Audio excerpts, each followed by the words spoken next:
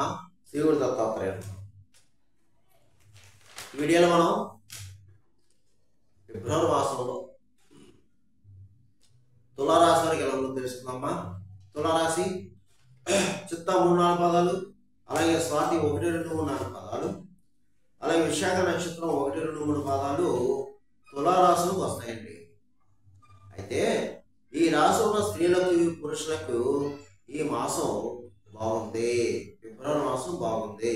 అన్ని రకాలుగా అన్ని విధాలుగా అన్ని రకాలుగా అందరికీ కూడా యోగిస్తుంది.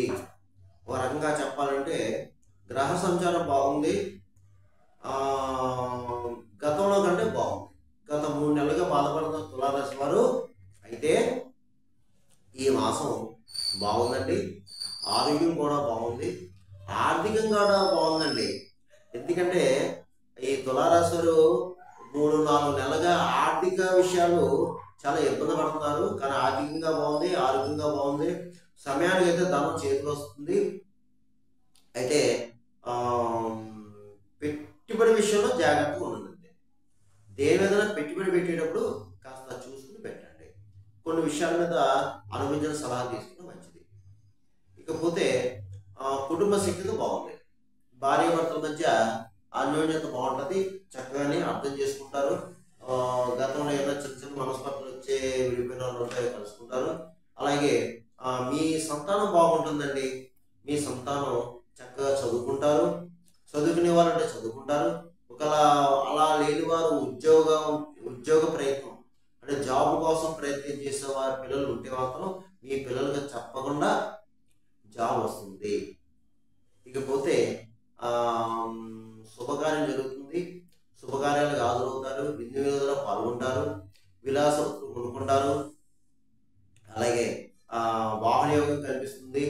పాత వాహనం కొత్త వాహనం అయితే ధైర్యంగా కొత్త వాహనం కొనుక్కోవడం జరుగుతుంది. తర్వాత శత్రు జయం, వ్యవహార జయం, కార్యసిద్ధి, సంకల్ప సిద్ధి, అనుకున్న పనులన్నీ సకాలంలో నెరవేరుస్తారు మీరు. అలాగే నూతన కార్యక్రమం శ్రీకారం చుడతారు. బంధుమిత్రుల యొక్క ఆదరణ బాగుంటుంది. అంటే వారి యొక్క సహాయ సహకారం కూడా పొందుతారు. మీరు చక్కగానే వారి యొక్క ఆదరణ పొందుతారు. పాత మిత్రులు కలుసుకుంటారు. వారితో సంభాషణ చాలా ఆహ్లాదకరంగా ఉంటుంది మీకు. అలాగే మనోనిబ్బరంగా ఉంటారు, మనోధైర్యంగా ఉంటారు మీరు. తర్వాత పెద్ద పెద్ద వాళ్ళు కలుసుకుంటారు. పెద్ద పెద్ద రాజకీయ నాయకులు కలుసుకుంటారు. మీ పనులు చేయించుకుంటారు. ఆత్మవిశ్వాసం మిమ్మల్ని ముందుకు నడిపిస్తుంది. చాలా అద్భుతమైన విజయం కనిపిస్తుంది. మీరు స్వశక్తితో స్వయం కృషితో అభివృద్ధి సాధిస్తారు. అలా అవకాశం ఉంది. అడుగు మాత్రం ధైర్యంగా ముందుకు వేయండి. ధైర్యంగా అడుగు ముందుకు వేయండి. మనోనిబ్బరంగా ఉండండి, మనోధైర్యంగా ఉండండి. ఏదేమైనా సరే తులారాశి వారికి ఈ మాసం బాగుంది. ఫిబ్రవరి మాసం బాగుంది. అయితే ముఖ్యంగా గురువుని, బ్రాహ్మణుని, పెద్దవాళ్ళని గౌరవించండి. వారి ఆశీస్సు తీసుకోండి. ఇక తీర్థయాత్ర చేస్తారు, దూర ప్రయాణాలు చేస్తారు. అలాగే పుణ్య నదీ స్నానం అలాగా ఏదేమైనా సరే మిగతా విషయాలన్నీ బాగున్నాయండి. మీకు చాలా చక్కగా ఉంది. రియల్ ఎస్టేట్ రంగంలో బాగుంది. స్పెక్యులేషన్ లాభిస్తుంది. వాటర్ ఫీల్డ్ వర్క్ బాగుంది. ప్రైవేటుగా కాంట్రాక్ట్స్ ఎవరైతే ఉన్నారో వాళ్ళకి మీకు బాగుందండి. ఇకపోతే టీవీ సినిమా రంగం వరకు కూడా బాగుంది. కళాకారులకి మంచి అవకాశాలు వస్తాయి. సోన అవకాశాలు వస్తాయి. అవార్డు కూడా వస్తాయి. అలాగే ఇక రాజకీయ నాయకులు బాగుందండి. ప్రజలు గుర్తింపు తెచ్చుకుంటారు. మీరు మంచి మంచి కార్యాలు చేపడతారు. ప్రజలకు కావాల్సిన కార్యాల గురించి చేపడతారు మీరు రాజకీయ నాయకులు. బాగుందండి.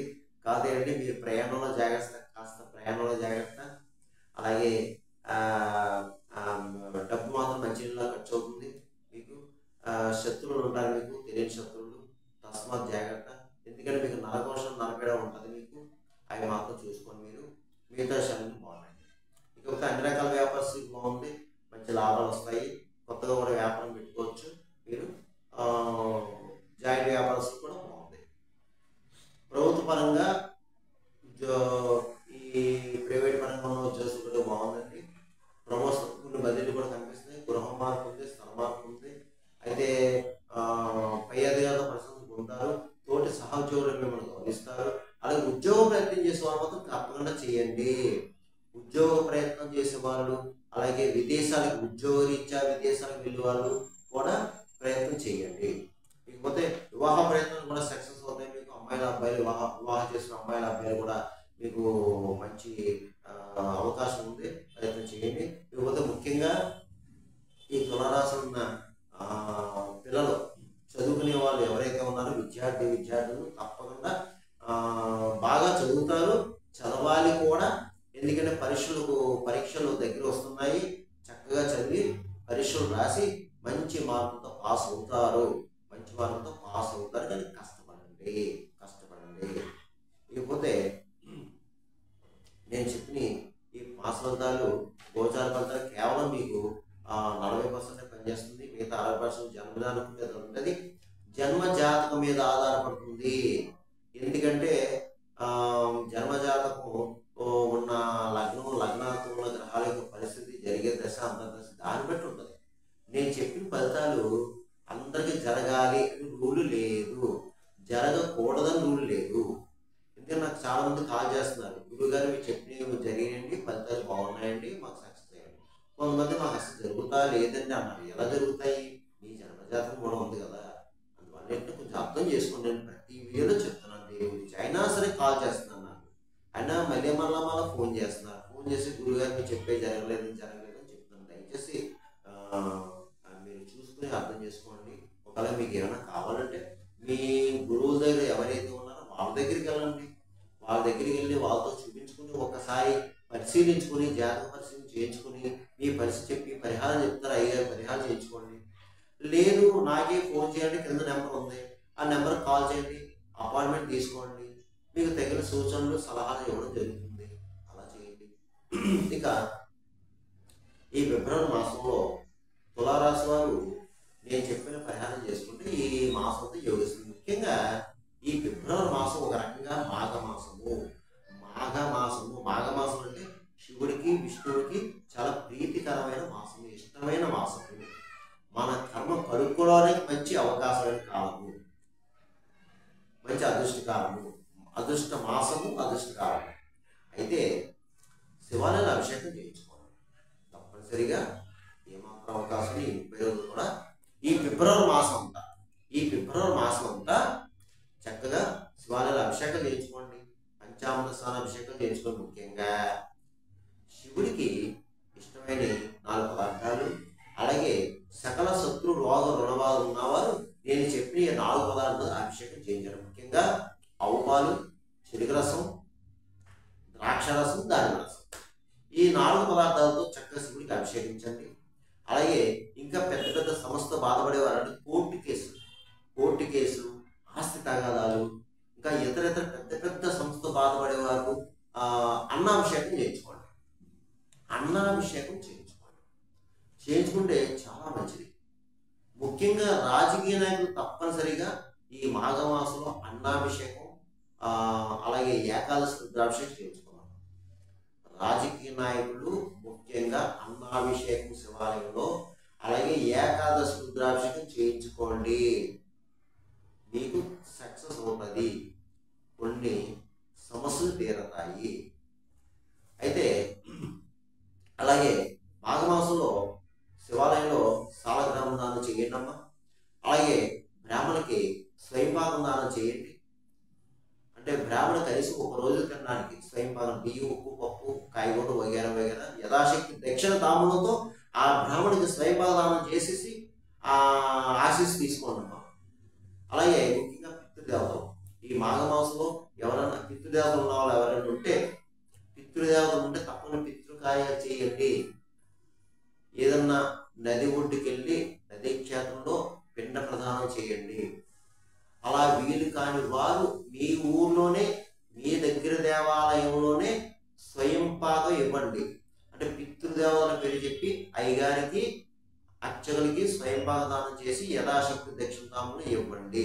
ఎందుకు మనం ఎన్ని పూజలు, పురస్కారాలు, నోమ వ్రతాలు, హోమాలు, యజ్ఞాలు చేసినా పితృదేవతల ఆశీస్సు ఏది జరగదు. పితృదేవతల ఆశీస్సు మనకి ఏది జరగదు. అది మాత్రం పాయింట్ గుర్తుపెట్టుకోండి. మీరు ఈ పని చేసుకోండి. ఎందుకంటే మనకి ఎన్నో ప్రయత్నం చేస్తాం, కొన్ని కర్మదోషాలు వెంటబడతాయి. ఇదేంటండి ఎన్నో అభిషేకాలు చేసాం, పూజలు చేసాం, ఆ క్షేత్రం వెళ్ళాం, ఈ క్షేత్రం వెళ్ళాం అని అంటున్నారు, ఫోన్ చేస్తారు. అవ్వట్లేదంటే ఎలా అవుతాయి? కొన్ని కర్మదోషాలు ఉంటాయి కదా, అవి పోగొట్టుకోవాలి మనం. అది పోగొట్టుకోవాలంటే ఈ దానాలు ధర్మాలని ఇలాంటివన్నీ చేసుకుంటే బాగుంది. ఇక ముఖ్యంగా ఈ ఫిబ్రవరి మాసంలో ఎవరైనా పుట్టినరోజు జరుపుకునే వాళ్ళు ఎవరైనా ఉంటే తప్పనిసరిగా మీ పుట్టినరోజు నాడు మీ దగ్గరలోని దేవాలయం వెళ్ళండి, కాస్త పూజ చేయించుకోండి, లేదా అర్చన చేయించుకోండి. చక్కగానే ఆ యథాశక్తి దక్షిణ తాంబూలు ఎవరైనా బ్రాహ్మణికి ఆశీస్సు తీసుకోండి. ఇంకా ఎవరైనా పెద్దవాళ్ళు ఉంటే దేవాలయంలో ఆ పెద్దవాళ్ళు ఆశీస్సు తీసుకోండి. ముఖ్యంగా స్వీట్ పంచండి, ఏదో ఒక స్వీటు అక్కడ అయ్యగారికి అమ్మవారికి నివేదన చేసి ఆ అర్చక స్వామివారు ఇస్తారు, ఇచ్చింది చక్కగా పంచండి అక్కడ. ఎందుకంటే పుట్టినరోజు నాడు స్వీటు మన స్వహస్తాలతో పంచితే మీకు శుభాలు జరుగుతాయి. అలాగే మీ పుట్టినరోజు నాడు యథాశక్తి మీ ఓపిక కొలది దగ్గరలో ఏదైనా అనాథ శరణాలయాలు ఉంటే తప్పకుండా వారికి ఏదన్నా అన్నదానం చేయడం లేదా వస్త్రదానం చేయడం చెయ్యండి అమ్మా, ఆదుకోండి, అనాథుల్ని ఆదుకోండి. అలాగే బయట పేదలు ఎవరైనా ఉంటే పేదలకి లేదా భిక్షగాళ్ళకి ఆహారం పెట్టండి, ఎంతో కూడా దానం పెట్టండి. ముఖ్యంగా పుట్టినరోజు నాడు చేస్తే ఏమవుతుందంటే శుభాలు జరుగుతాయి, మీకు శుభాలు జరుగుతాయమ్మా. ఇక మూగజీవులకి ఆహారం పెట్టండి, మూగజీవులకి ఆహారం పెట్టండి. గోవుకి గడ్డి వేయండి, పిచ్చుకులకి చిదాన్యం వేయండి, అలాగే పౌరాలు జలం వేయండి, కాకులకి దీపాలను పెట్టండి, కుక్కలకి బిస్కెట్ బ్రెడ్ పెట్టండి. అలాగే బయట బ్లైండ్ పర్సన్స్ కానీ ఫిజికల్ హ్యాండిక్యాప్స్ కానీ దొరికితే వారికి ఆహారం పెట్టండి. ఇక ముఖ్యంగా కృష్ణాలయం, వెంకటేశ్వర స్వామి గుడి, కృష్ణాలయం ఏదైనా సరే స్వామివారికి మాఘమాసం ఇష్టం కాబట్టి చక్కగా వెళ్ళి స్వామిని అర్చించండి. స్వామివారికి తులసిమాలు ఇష్టం, బిల్లవాలు ఇష్టం, సమర్పించండి. కృష్ణాలయం, వెంకటేశ్వర స్వామి దేవాలయం, రామాలయం ఏదో వెళ్ళండి, చేసుకోండి. అలాగే ముఖ్యంగా ఇది మాఘమాసం కాబట్టి ఫిబ్రవరి మాసం మీరు వీలైతే సత్యనారాయణ స్వామి వ్రతం చేయించుకోండి, ఇంట్లోనే చేయించుకోండి వ్రతం చక్కగాని, లేదా దేవాలయాలు చేయించుకోండి, నలుగురు భోజనం పెట్టండి, చాలా మంచిది, చాలా విశేషం. మాఘమాసం సత్యనారాయణ స్వామి వ్రతం చేయించుకుంటే చాలా మంచిదమ్మా. ఆ సత్యనారాయణ స్వామి తప్పకుండా మిమ్మల్ని అనుగ్రహిస్తాడు, మీకు కావాల్సిన ఇస్తాడు, అందులో అనుమానం సందేహం అయితే లేదు. ఇక మీరు మీ పని మీరు చేసుకుని వెళ్ళిపోంటే ఏం పర్వాలేదు, అన్ని విషయాలు కూడా బాగున్నాయి, ఇందులో ఆధారపడాల్సింది పని లేదు. మీ ప్రయత్నం మీరు చేసుకుంటూ వెళ్ళండి, తప్పకుండా మీరు సక్సెస్ అవుతారు, ఏమీ డౌట్ లేదు, అనుమానం పెట్టుకోవద్దు. మీకు బాగుంది, సర్వేజన శుభ్రమవుతుంది, శుభమవుతుంది.